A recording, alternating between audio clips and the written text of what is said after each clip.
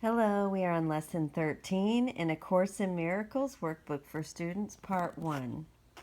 A meaningless world engenders fear.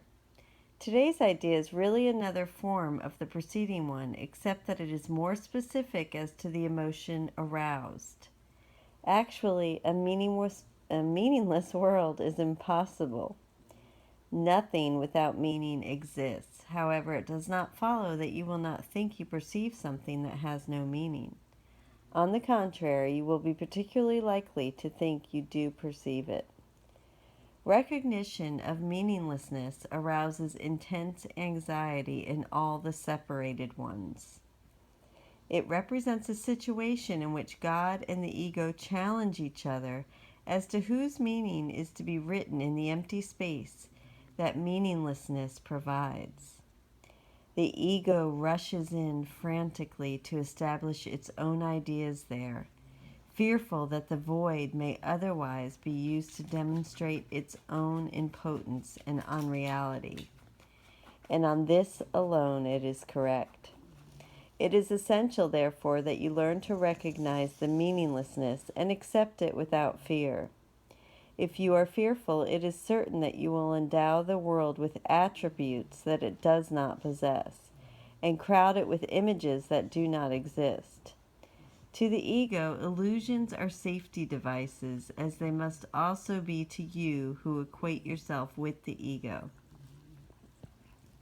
The exercises for today, which should be done about 3 or 4 times for not more than a minute or so at most each time, are to be practiced in a somewhat different way from the preceding ones. With eyes closed, repeat today's idea to yourself. Then open your eyes and look about you, slowly saying, "I am looking at a meaningless world." Repeat this statement to yourself as you look about, then close your eyes and conclude with, "A meaningless world engenders fear because I think I am in competition with God."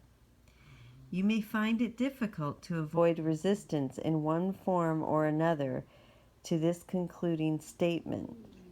Whatever form such resistance may take, remind yourself that you are really afraid of such thought because of the vengeance of the enemy. You are not expected to believe the statement at this point and will probably dismiss it as preposterous. Note carefully, however, any signs of overt or covert fear which may arouse.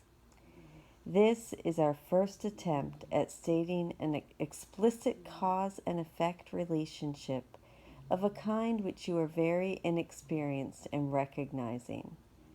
Do not dwell on the concluding statement and try not to even think of it except during the practice periods. That will suffice at present. And I feel like this is a lot for probably a lot of people doing this for the first time. I know for me, it was. And you just have to do exactly what it says. Do not dwell and do not try to think of it except during practice periods. That will suffice at present. There's just, and that's what I did when I went through the lessons for my first time, was I just, I opened myself up and said, "God, reveal to me what you will, what I'm able to comprehend, and let it go at that, moving from each one in each day as is directed."